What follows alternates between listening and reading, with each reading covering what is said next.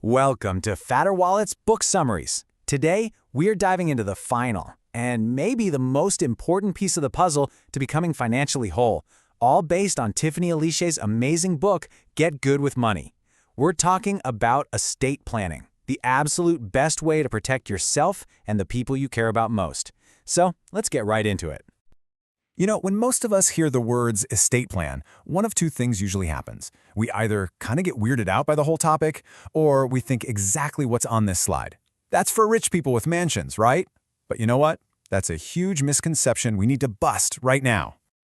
So, what even is an estate? Let's clear this up. It is not some sprawling mansion on a hill. In legal terms, an estate is simply all of your assets. Yeah, it's the same stuff you'd list if you're calculating your net worth. We're talking your cash, your car, your jewelry, even your digital property. It's your stuff. And this really drives home a key point. Everyone has an estate, which means an estate plan is for everyone. It's not really about planning for death. It's about making life so much easier for the people you love by not dumping an administrative nightmare on them while they're grieving. Okay, I totally get it.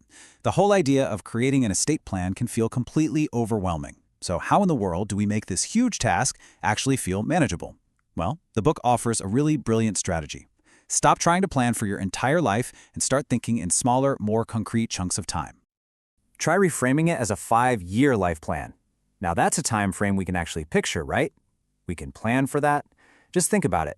What are your goals for your kids, your spouse, your parents, or even your pets over the next 5 years? Your estate plan is simply the protection policy for that vision.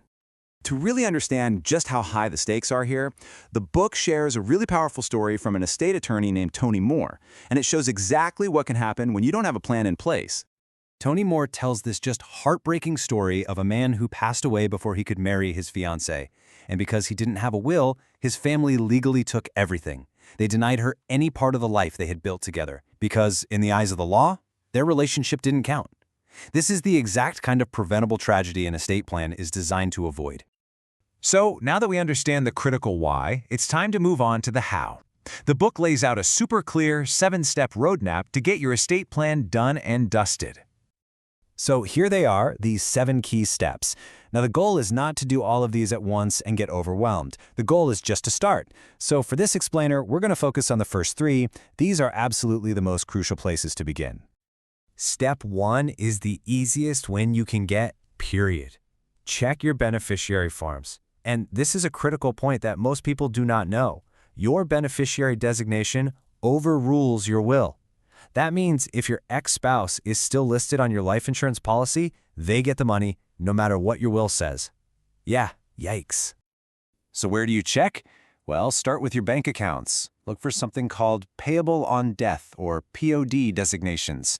Then talk to your HR department about your employee benefits. Review your life insurance policies, and please don't forget about any pension or union plans.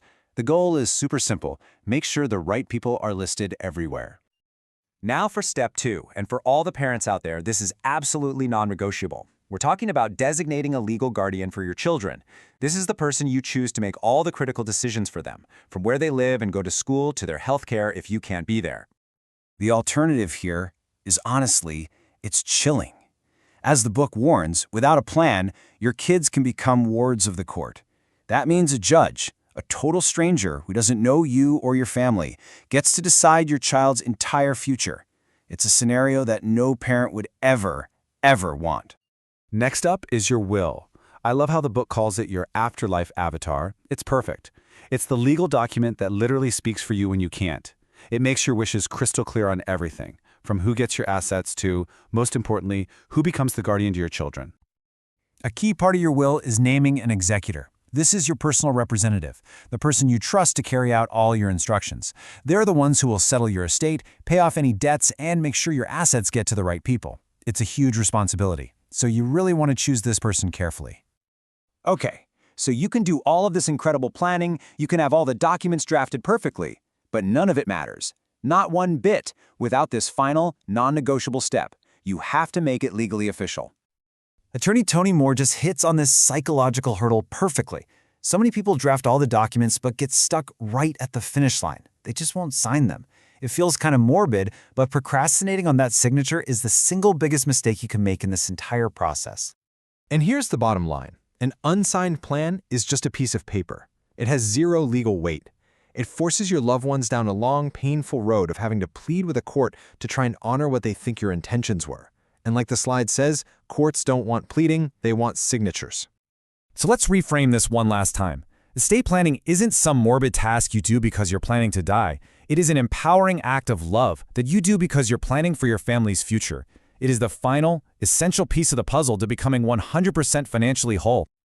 You've worked so hard to become the boss of your life and your money. The only question left is, are you ready to be the boss of your legacy too? Fatter wallets.